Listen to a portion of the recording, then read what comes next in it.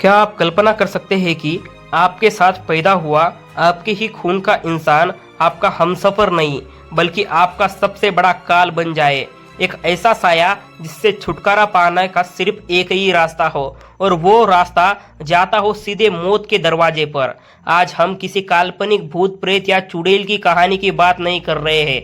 आज हम बात कर रहे हैं इतिहास के सबसे अजीब, सबसे डरावने और पूरी तरह से सच साइकोलॉजिकल रहस्य की। यह कहानी है इंग्लैंड की दो जुड़वा बहनों की, जून और जेनिफर गिब्स। दो ऐसी बहनें जिन्होंने 29 सालों तक पूरी दुनिया से एक शब्द तक नहीं बोला, लेकिन पर्दे के पीछे उनका अपना एक ऐसा खौफनाक खेल चल रहा था जिसे देखकर दुनिया के सबसे बड़े डॉक्टर्स और साइंटिस्टों ने पसीने छोड़ दिए। इस कहानी का अंत कैसे हुआ यह जानकर आपका कलेजा कांप उठेगा, इसीलिए दिल थाम कर बैठिए और वीडियो को आखिर तक जरूर देखिए। कहानी शुरू होती है साल 1963 में, जब जून और जेनिफर का जन्म हुआ।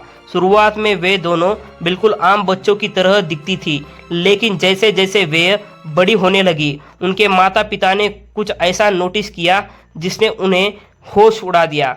दोनों बहनों ने धीरे धीरे अपने परिवार, अपने स्कूल के टीचर्स और समाज के हर एक इंसान से बात करना पूरी तरह से बंद कर दिया। वे बिल्कुल खामोश हो गई, मानो बाकी की दुनिया उनके लिए वजूद ही नहीं रखती हो। लेकिन इसका मतलब यह नहीं था कि वे आपस में बात नहीं करती थी।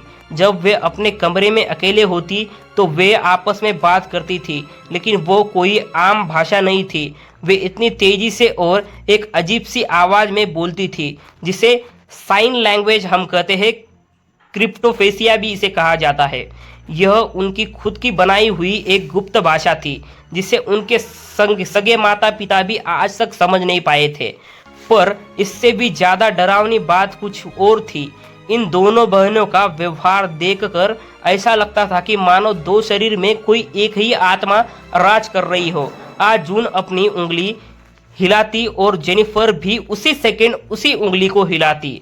उनके चलने का तरीका, उनके बैठने का अंदाज और यहाँ तक कि उनके सांस लेने की गति भी बिल्कुल एक जैसी ही थी, मानो वो किसी अदृश्य धागे से बंधी हो।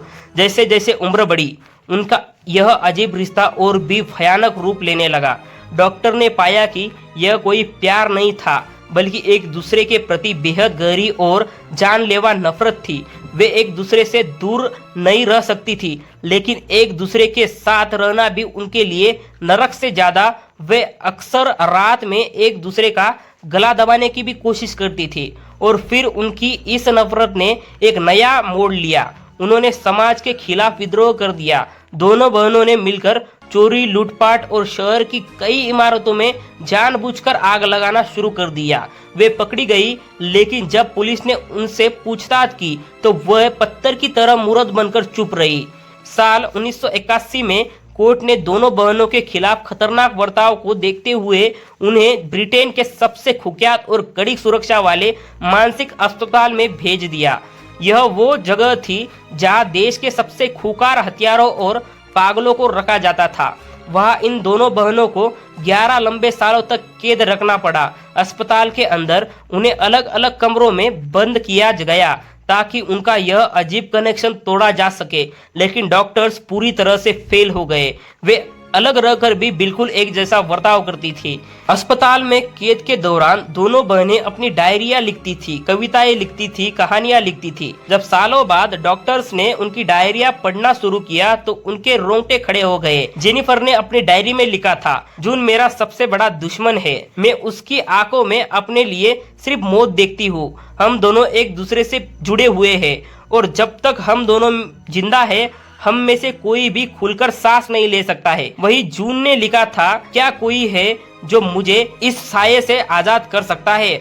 हम दोनों का एक साथ जिंदा रहना नामुमकिन है। और यही से शुरू हुआ इतिहास का सबसे खौफनाक और रहस्यमय समझौता। दोनों बहनों ने आपस में बैठकर यह तय किया कि अगर किसी एक को भी एक आम इंसान की तरह आजाद जिंदगी जीनी है तो दूसरी बहन को अपनी जान की कुर्बानी देनी होगी।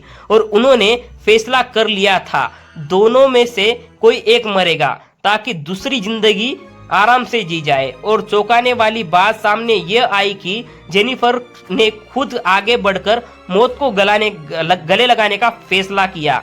मार्च 1993 वो दिन आया जब उन्हें अस्पताल से निकालकर एक कम सुरक्षा वाले रिहेब सेंटर में शिफ्ट किया जा रहा था। एम्बुलेंस में बैठने से ठीक पहले जेनिफर ने अपनी एक पत्रकार सहेली मार्जोरी वालेस से मुलाकात की और जेनिफर ने उसके कान में फुसफुसाते हुए कहा कि मैं मरने जा रही हूँ, हमने यही फैसला किया है। मार्जोरी को लगा कि यह कोई जेनिफर का कोई वहम होगा, लेकिन जैसे ही एम्बुलेंस रवाना हुई, जेनिफर ने अपना सिर अपनी बहन जून के कंधे पर रखा और कुछ ही मिनटों बाद जेनिफर बेहोश हो गई।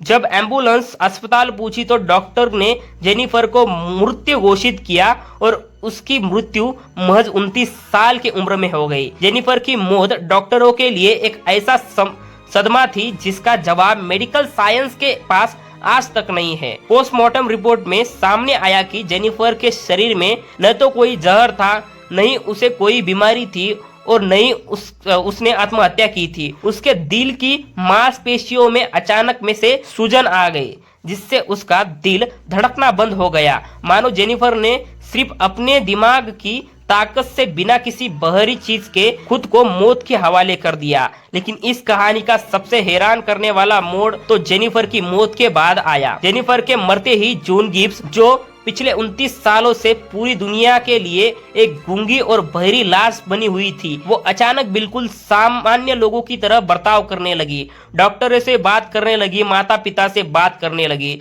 जून ने रातें हुए डॉक्टरों को जून ने वो डॉक्टरों से कुछ कहती है, अब मैं पूरी तरह से आजाद हूँ। जेनिफर ने मुझे जिंदगी देने के लिए अपनी जान कुर्बान कर दी। जून गिब्स आज भी जिंदा है और ब्रिटेन में एक सामान्य परिवार की तरह जी रही है, लेकिन जेनिफर की वो रहस्यमयी मौत आज भी विज्ञान और डॉक्टरों के लिए पूरी तरह से दुनिया के लिए खौफनाक और एक अनसुलझा हुआ फैसला बना हुआ है, कहानी बनी हुई है। क्या यह वाकई कोई टेलीपैथिक समझौता था या फिर इंसानी दिमाग का कोई ऐसा काला कोना था जिसे हम आज तक समझ नहीं पाए हैं? आपको क्या लगता है? अपनी राय कमेंट में जरूर बताएं। अगर आपको यह कहानी पसंद आई हो जो एक रियल स्टोरी पर बेस्ड है तो चैनल को सब्सक्राइब कीजिए और वीडियो को लाइक कीजिए। मिलते हैं अगले वीडियो में। जय हिंद।